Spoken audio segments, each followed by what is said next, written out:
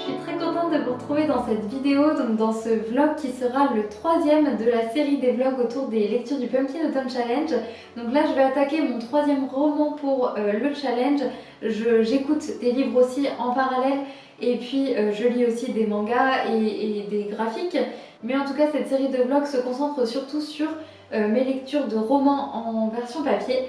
Donc du coup voilà, j'attaque Léo des Hurlevents d'Emily Brontë que j'avais commencé il y a quelques mois, mais j'étais pas enthousiasmée par ma lecture et j'avais pas envie de frustrer cette lecture en la continuant puisque je pense que c'est un livre qui peut vraiment me plaire.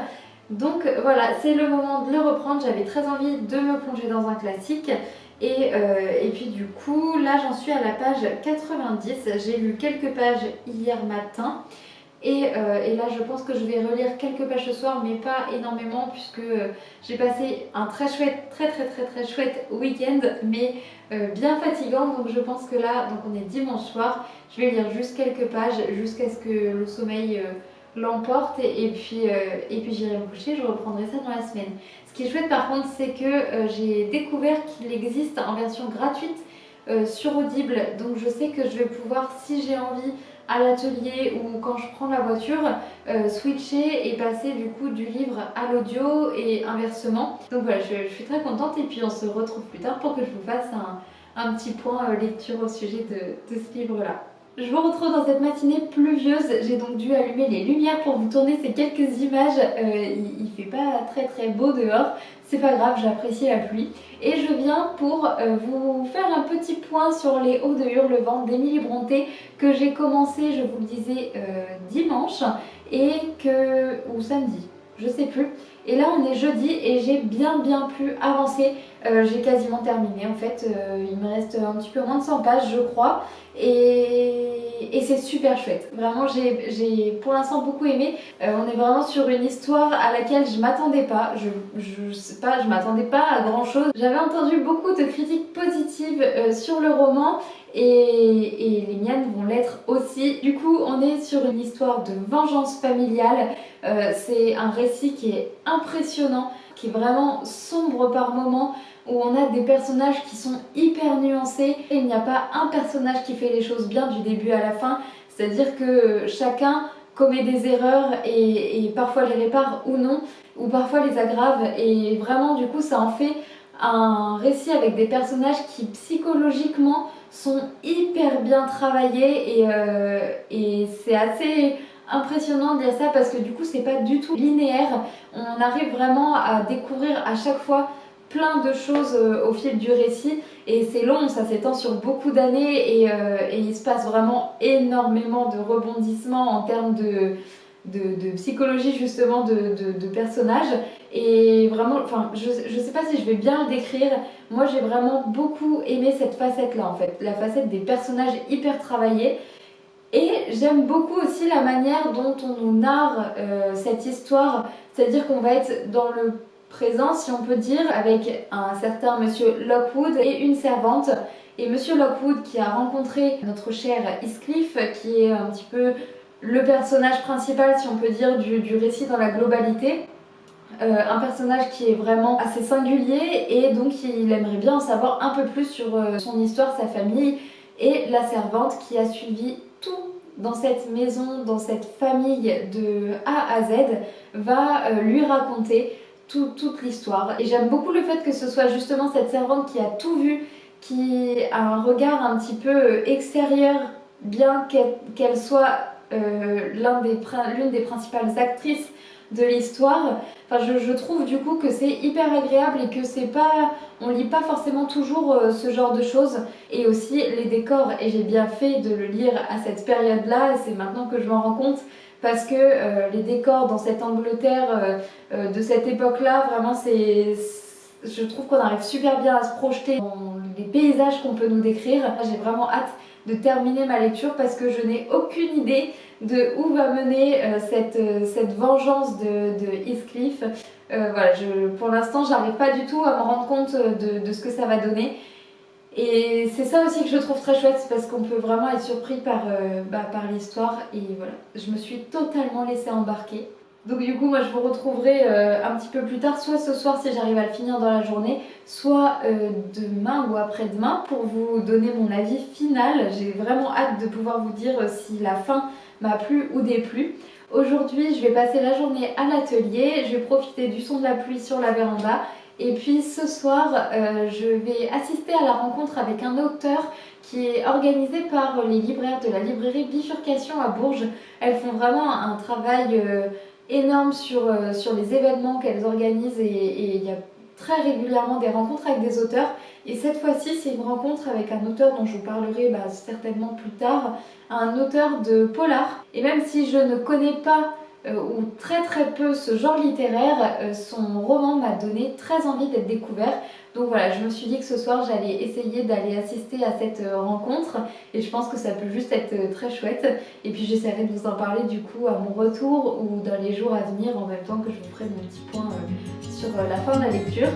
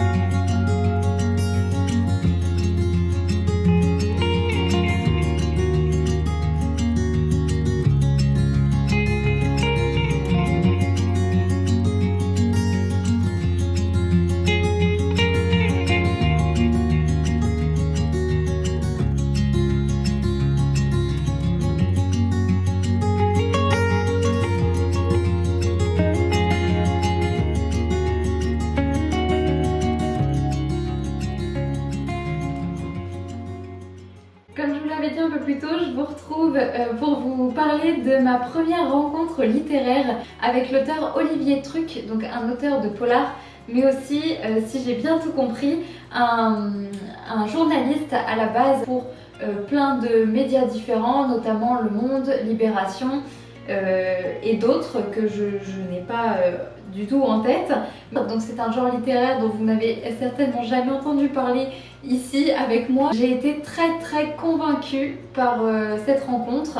J'ai donc pris le premier de la série, donc c'est Le Dernier Lapon. Ambiance polaire, tradition religieuse et querelle d'éleveurs, le français Olivier Truc réussit un étonnant thriller qui n'a rien d'une promenade exotique.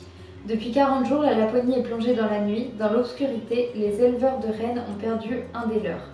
Mathis a été tué, ses oreilles tranchées, le marquage traditionnel des bêtes de la région. Non loin de là, un tambour de chaman a été dérobé. Seul Mathis connaissait son histoire. Les lapons se déchirent, malédiction ancestrale ou meurtrier dans la communauté. Voilà, ça a l'air super parce que donc Olivier Truc vit en Suède depuis les années 90 où il couvre les pays nordiques et baltes dans son métier de journaliste. Et en fait, ce qui m'a vraiment convaincue, c'est qu'il a l'air d'intégrer vraiment tout un univers géopolitique à l'intérieur de ses récits. Voilà, je sais pas si j'en parle bien, mais j'ai été convaincue et puis comme c'était un poche, je me suis laissée tenter. On verra, ça sera peut-être mon premier polar et le début d'une grande lignée ou peut-être mon dernier polar, je ne sais pas, à voir. Je vous en dirai des nouvelles en tout cas. Alors me revoilà pour vous dire mes derniers mots au sujet des Odes de Hurlevent d'Émilie Brontë. J'ai fini ma lecture hier, finalement ça a pris un peu plus de temps que prévu, mais j'ai pas trop eu le temps de me remettre sur un livre les derniers jours, donc du coup je l'ai fini hier et j'ai été très contente de la fin que j'ai pu lire. J'ai pas grand chose de plus à ajouter que ce que je vous ai déjà dit sur le livre. Ça a été une super lecture, une super expérience de lecture. On était vraiment dans un univers un peu gothique, un peu sombre et en même temps beau. J'ai beaucoup aimé ça et ça me donnerait presque envie d'en découvrir plus. Alors, comme je vous le disais, je pourrais pas en découvrir plus de l'autrice évidemment puisque c'est son seul roman. Mais dans ce style-là, c'est vraiment exactement ce que je recherchais. C'est tellement plus qu'un roman d'amour, je trouve. Et franchement, je pourrais que vous conseiller de lire ce livre si c'est pas déjà le cas. Donc voilà, pour les Hauts des Hurlevents, c'est vraiment un roman que je suis hyper contente d'avoir lu cette année et je suis vraiment contente de lire de plus en plus de classiques. Et pour continuer dans cette vibe-là, j'ai aussi quasiment fini Orgueil et préjugés de Jane Austen. Je l'avais acheté il y a très longtemps maintenant. J'ai beaucoup pour l'instant aimé ma lecture. Les personnages, une fois encore, sont pleins de complexité et je trouve ça hyper chouette à lire. Je suis transportée par la plume de Jane Austen comme j'ai pu être transportée par celle d'Émilie Brontë. Je trouve qu'elles arrivent très bien à nous donner un contexte et un décor, une ambiance et on se sent vraiment dans l'histoire. Je suis conquise aussi par Orgueil et préjugés et je suis hyper contente d'avoir enfin là aussi passé le cap de le lire depuis le temps qu'il attendait dans ma bibliothèque et qu'il parcourait mes piles à lire de saison en saison. Donc voilà, ça c'est une belle expérience de lecture également. Et par la suite, du coup, je pense que je vais me lancer dans Appel dans la forêt profonde de Aaron Tamassi. Donc voilà, on se retrouve plus tard et je vous laisse avec quelques images qui suivent.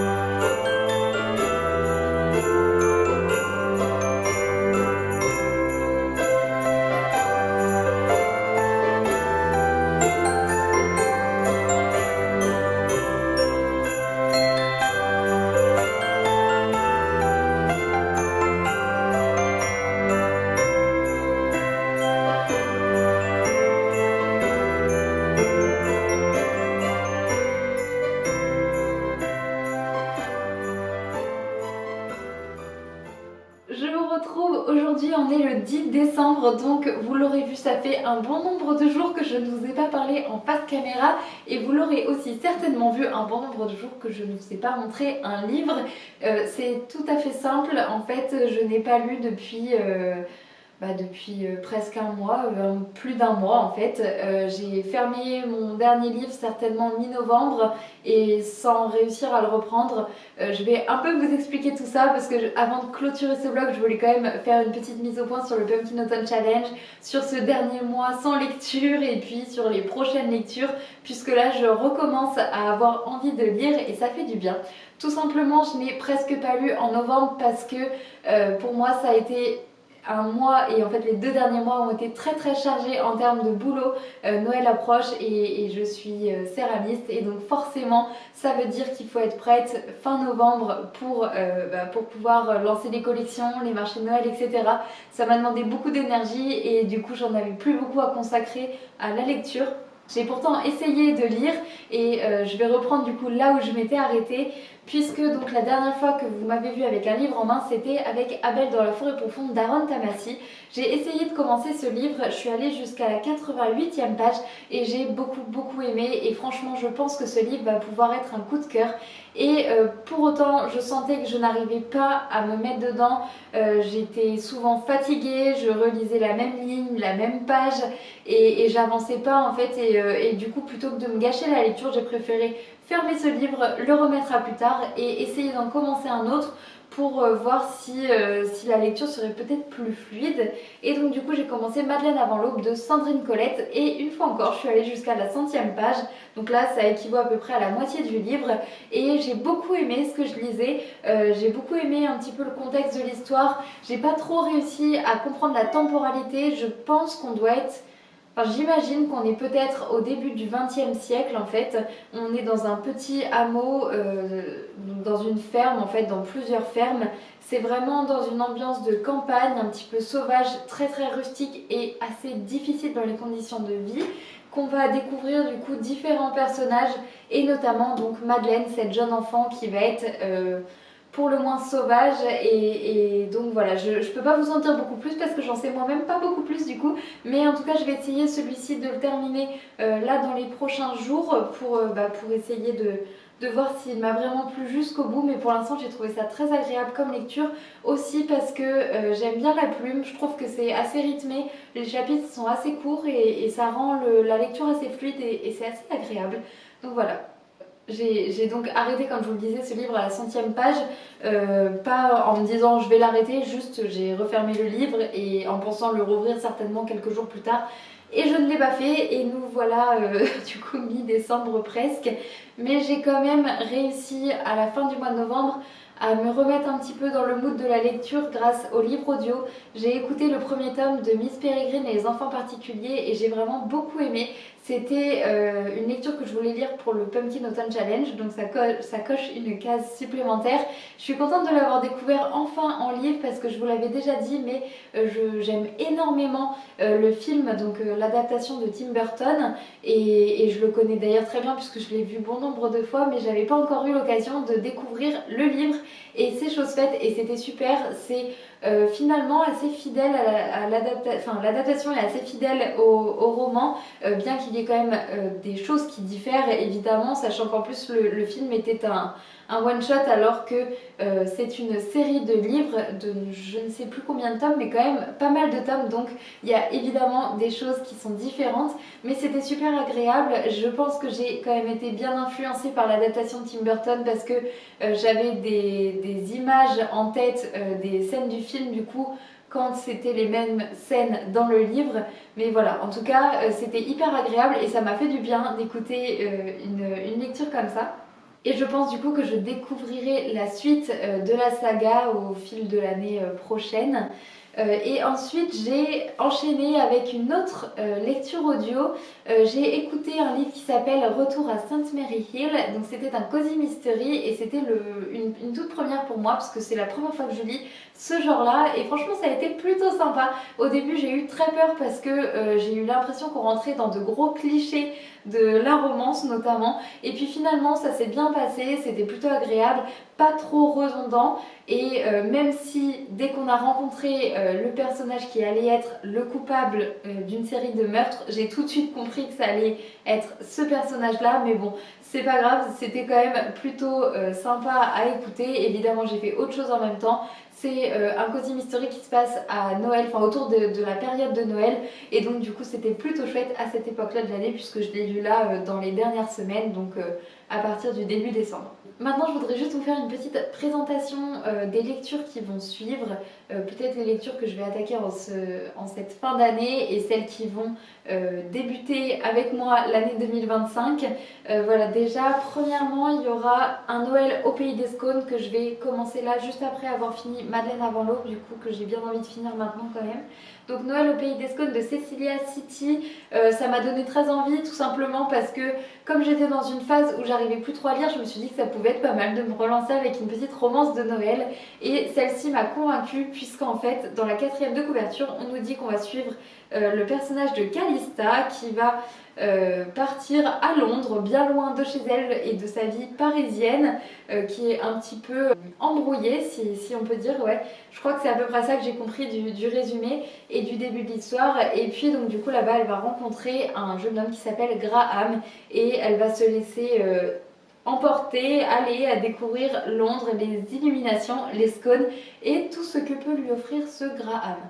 Vous le savez peut-être ou peut-être pas, je suis fan du film The Holiday et le personnage que je préfère dans ce film s'appelle Graham. Je crois que tout ce combo m'a donné envie de lire ce livre. Je vais pas vous mentir, j'ai lu les premières pages du livre et ça a l'air d'être carrément cliché, mais bon, je vais continuer et on va voir ce que ça donne. Je vais peut-être avoir une belle surprise. J'espère vraiment que ce sera pas trop niais et voilà, pour quand même pouvoir passer un bon moment. Dans les prochaines lectures que j'aimerais faire, évidemment du coup il y a toujours Abel dans la forêt profonde, mais qui je pense sera repris en début d'année, peut-être au mois de janvier, sachant que le contexte de l'histoire collait bien aussi avec cette ambiance un peu hivernale qu'il peut y avoir au mois de janvier. Donc je pense que celui-ci je le reprendrai à ce moment-là. Sinon j'ai aussi Dublinois de James Joyce que j'ai très envie de découvrir et je vous l'avais dit, il est dans ma pile à lire du Pumpkin Autumn Challenge. J'ai aussi acheté Résister de Salomé Saké, je ne sais pas si vous en avez entendu parler. Salomé Saké est une personne que j'aime beaucoup et que j'aime surtout beaucoup suivre et écouter. Elle est journaliste pour le média Blast et elle a aussi écrit un premier livre qui s'appelle Sois jeune et tais-toi. Peut-être que si vous êtes sensible à tous ces sujets-là et voilà, peut-être que vous en avez déjà entendu parler. Moi, je suis assez sensible et un petit peu sensibilisée, mais du coup, j'aime bien pouvoir découvrir ce genre d'écrit. Et en plus, je trouve ça chouette qu'elle ait sorti un livre en le rendant accessible au plus grand nombre au prix de 5 euros. Donc voilà, je vais essayer de découvrir ça très bientôt. Donc dans ce livre-là, elle va nous parler du contexte politique actuel. La 4e de couverture nous dit... L'extrême droite est aux portes du pouvoir, dans les urnes comme dans les esprits. Ses thèmes sont narratifs et son vocabulaire s'impose. Il est encore temps d'inverser cette tendance à condition de comprendre les rouages de cette progression et de réagir rapidement. Voilà, donc je pense que c'est d'utilité publique et je vais essayer de lire et je vous en dirai des nouvelles. Ensuite, retour au roman, il y a Dans la forêt profonde de Jean Eglund que mon chéri m'a offert pour mon anniversaire et qui a l'air d'être le livre totalement parfait. En tout cas, si c'est aussi bien que ce que nous dit la 4e de couverture, c'est sûr que je vais adorer ce livre. Je vous en reparlerai au moment venu, mais il a l'air vraiment génial. Et je finis donc avec Long Island de Colm Toybin. J'espère que ça se dit Toybin, je sais pas exactement, c'est un auteur irlandais, mais du coup je sais pas tout à fait comment ça se prononce. Ce livre m'a donné extrêmement envie, c'est le prix spécial du jury féminin pour l'ensemble de son œuvre, et donc du coup voilà, j'avais très envie de le découvrir. En lisant la 4e de couverture, ça m'a beaucoup fait penser à un livre que j'ai lu en début d'année, un livre qui s'appelle Le souffle des rêves de Clarisse Sabar, qui nous racontait l'histoire d'une jeune fille en couple mais ça n'allait plus très bien et elle habitait à New York. Elle est allée en Irlande pour retrouver sa maman, la ville dans laquelle sa grand-mère a vécu et voilà, c'était vraiment ce genre d'histoire à plusieurs temporalités mais où on avait les États-Unis et l'Irlande et puis une histoire d'amour aussi en fond. Et là quand j'ai lu la 4e de couverture, je pense que ça va être très différent mais qu'il y a quand même des similitudes un petit peu, et en tout cas moi qui suis suis une grande amoureuse de l'Irlande et aussi de la littérature irlandaise au fil du temps. J'avais très envie du coup de découvrir ça, mais je vais vous lire quand même la quatrième de couverture pour que vous puissiez savoir de quoi je parle. Tout bascule lorsqu'un inconnu frappe à la porte d'Alice Lacey. Mariés depuis 20 ans, Tony et elle vivent le rêve américain des années 1970. Une vie confortable à Long Island où ils élèvent leurs 2 enfants. Mais quand Alice apprend sur le seuil de sa maison que Tony l'a trompée et qu'une autre femme est enceinte de lui, ce bonheur patiemment construit vole en éclats. Sans promesse de retour, elle part chez sa mère en Irlande, à Enniscorthy. Rien n'a changé dans sa ville natale. Cet univers clos où de génération en génération tout se sait sur tout le monde, alors qu'il a repris le pub familial, même Jim Farrell est resté tel qu'il était 20 ans auparavant. Déchiré entre son sens du devoir et son incapacité à exprimer ses sentiments. Les souvenirs d'un été passé ensemble refluent tandis que pour Alice, les États-Unis et Tony s'éloignent plus que jamais. Long Island est un grand roman d'amour qui offre des retrouvailles bouleversantes avec Alice Lacey, l'héroïne du livre culte Brooklyn, unanimement encensée par la critique. Colm Tóibín fait la démonstration de ses talents de romancier avec ce portrait d'une femme tiraillée entre 2 hommes et 2 continents, un événement littéraire. Donc si j'ai bien compris, c'est une héroïne qu'on retrouve dans un autre roman du même auteur, mais si je ne me suis pas trompée, c'est pour autant pas une suite. Donc j'espère que je ne me suis pas trompée, parce que c'est vrai que je me suis posé la question, mais ça n'a pas l'air d'être présenté comme une suite. Donc j'espère que c'est le cas et je vais aller quand même me renseigner un petit peu avant de le lire. Si je dois lire un tome 1, il faudra quand même que je sois au courant avant de lire ce tome-là. Mais voilà, en tout cas pour ce livre qui me donne très envie. Voilà, donc je crois que j'ai fait le tour de tout ce que j'avais envie de vous raconter. Il fait très sombre dans cette pièce et j'en suis désolée. On n'est pourtant pas si tard que ça dans la journée. Mais c'est comme ça, c'est l'hiver et je vous avoue que moi j'adore ça. Là je suis dans ma période favorite je crois et bon voilà. J'arrête de blablater parce que je pense que ça va déjà être bien long. Je suis hyper contente de ce Pumpkin Autumn Challenge parce que par rapport aux autres années, j'ai quand même réussi à respecter pas mal ma pile à lire. Et j'ai aussi réussi à lire des livres qui étaient dans ma bibliothèque depuis un bail et ça fait plaisir aussi. Là j'ai que des livres neufs si on peut dire dans ma pile à lire et des livres qui bien qu'ils soient neufs, pour certains j'avais envie de les lire depuis très longtemps, donc c'est chouette aussi. Il me reste aussi dans les lectures que j'aimerais faire prochainement et que j'ai pas sorti les derniers tomes de la saga de Anne et je commence à être un petit peu en manque, donc ça ne saurait tarder je pense. Voilà, pour le Pumpkin Autumn Challenge, je vous ferai peut-être un bilan intégré à ma vidéo bilan de mes lectures de l'année qui arrivera en fin d'année ou début de l'année prochaine. Je ne pense pas vous republier de vlog lecture d'ici la fin de l'année puisque là le travail se calme tout doucement pour moi et ça fait du bien et je crois que je vais refermer ma caméra, me servir de mon appareil photo seulement comme un appareil photo pour garder les souvenirs de cette fin d'année et puis vivre un petit peu de mon côté et puis de vous retrouver un petit peu plus tard, l'année prochaine peut-être. Et puis sinon par contre j'aimerais bien vous faire une vidéo si j'y arrive autour des lectures que j'ai faites cette année mais dont je ne vous ai pas parlé et j'aimerais que cette vidéo sorte avant la fin de l'année. Je verrai, je vous promets rien parce que je sais pas trop de quoi mon planning est fait les prochaines semaines. Mais en tout cas j'espère que cette vidéo vous aura plu, que ce sera pas trop long, que la première partie autour de la lecture sera pas trop indigeste parce que j'ai quand même beaucoup parlé dans cette vidéo. Je vous invite à me laisser un petit commentaire et puis à mettre un j'aime, à vous abonner comme d'habitude. Moi je vous remercie beaucoup et je vous dis à bientôt.